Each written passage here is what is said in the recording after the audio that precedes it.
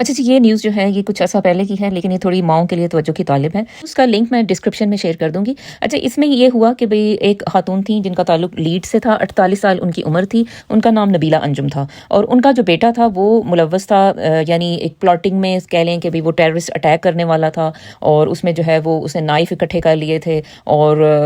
जो बॉम्ब बनाने का मटीरियल होता है वो उसने घर में इकट्ठा कर लिया था। तो माँ को इसलिए सज़ा हुई क्योंकि जो माँ है वो सब ये देख रही थी और उसके बावजूद उसने जो है कुछ नहीं किया और उसने पुलिस को इत्तला नहीं की, ना ही उसको रोकने की कोशिश की है। तो पुलिस ने लड़के का जब फ़ोन जो है वो ले लिया उससे और उसको टैप किया तो पता चला कि उसमें व्हाट्सएप चैट्स थी जिसमें कि वो किसी और एक बंदा जो इस तरह की टेररिस्ट एक्टिविटीज़ करना चाह रहा था उसके साथ वो इन टच था और ये बात गुफ्तगू जो है वो माँ को भी इसकी खबर थी। अच्छा, इसमें देखें ये तो बात सही है कि भाई कभी कभी इस मुल्क में ये होता है कि इस तरह के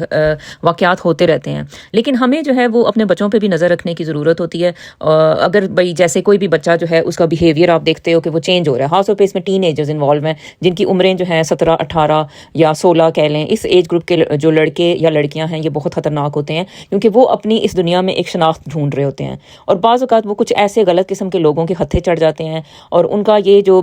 होता है ये कनेक्शन बनता है अक्सर ये मसाजिद से या ऐसे जो मजहबी हलके हैं उनसे जो है ये उनके कनेक्शन बन जाते हैं। इसको यहाँ पे रेडिकलाइजेशन कहा जाता है। देखिए, सबसे पहले हर बात का पता माँ को होता है। इसमें यह है कि आपको अगर किसी भी बच्चे के बिहेवियर में कोई तब्दीली नज़र आती है, अगर उसकी स्कूल में परफॉर्मेंस सबसे पहले कम हो जाती है, अच्छा जी वो मदरसा जाता है या मस्जिद जाता है उसके बाद जो है वो जहादी और काफिर और इस तरह या हर बात में जो है ना काफिर और जुल्म और ये और बदला इस तरह के जो पुरतशद्दद जो जुमले हैं या अल्फाज हैं वो उनका इस्तेमाल करना शुरू कर देता है, तो यहाँ पे माँओं को जो है अलर्ट होने की ज़रूरत है। अच्छा, कोई भी जो है ना कोई वो नई दोस्ती बनाता है, कोई नया लड़का जैसे बड़ा लड़का उसके साथ जो है वो अपने आप को एफिलिएट कर रहा है कि फ़लाने भाईजान और ये है उन्होंने ये बताया वो बताया, तो आपको ये नज़र पे रखने की ज़रूरत है कि वो जो उसका बड़ा फ्रेंड है वो किस नौयत का है। क्या कोई वो ऐसा शख्स तो नहीं है कि जो कि बच्चों को वरगला रहा है किसी भी गलत किस्म की एक्टिविटी में या मुजरमाना एक्टिविटी में इन्वॉल्व करने के लिए। अक्सर ऐसी जो बातें होती हैं वो वहाँ से शुरू होती हैं कि जो जहादी जो लोग ये जो इस तरह के दूसरों की ज़िंदगियों से जो खेल जाते हैं एकदम से बहुत से लोगों को उड़ा देते हैं